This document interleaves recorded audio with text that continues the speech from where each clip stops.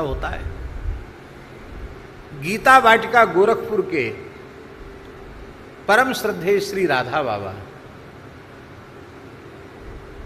उनकी भावपूर्ण अंतःकरण की कैसी अवस्था थी ये तो कहना बड़ा कठिन है।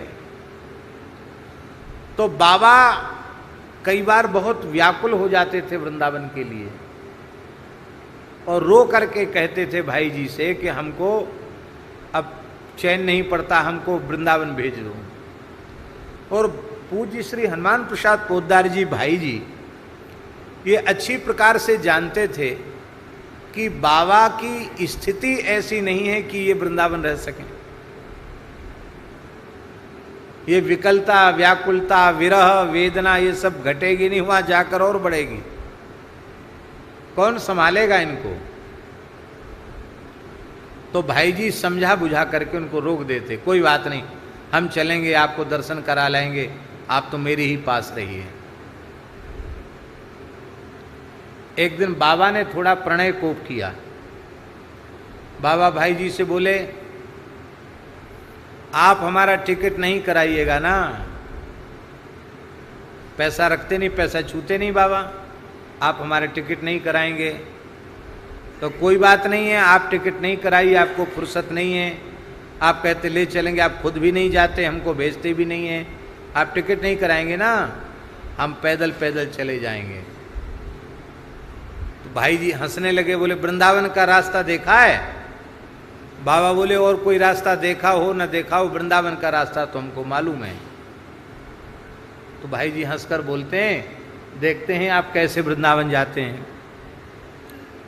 बाबा भी बोले कि आपने बहुत रोक लिया, अब हम देखते हैं आप कैसे रोकते हैं। बस हो गई बात। रात्रि को बाबा को फिर विरह बढ़ा वृंदावन का। तो जैसे ही वृंदावन का विरह बढ़ा तो साक्षात श्री कृष्ण मुरली मनोहर उनके सामने प्रकट हो गए।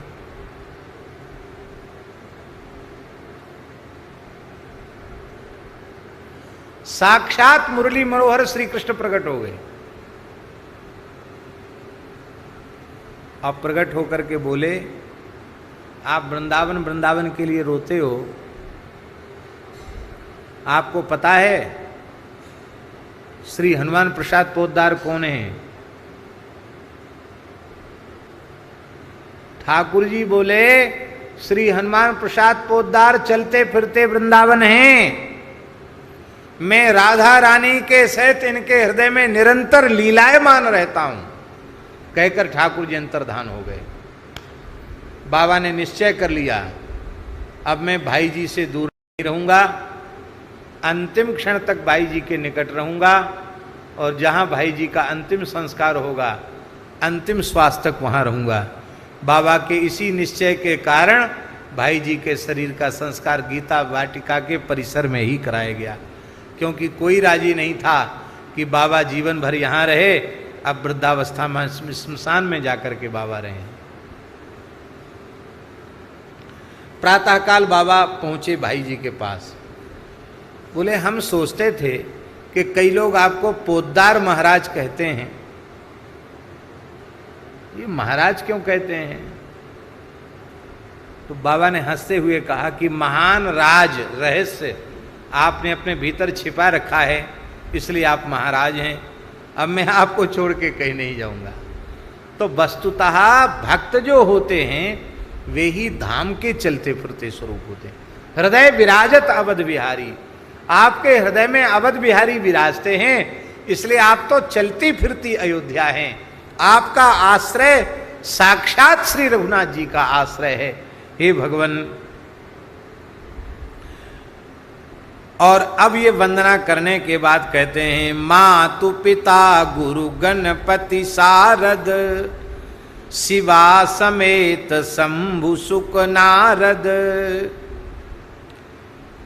मैं माता पिता की वंदना करता हूँ, विनय पत्रिका में किसी को छोड़ा नहीं।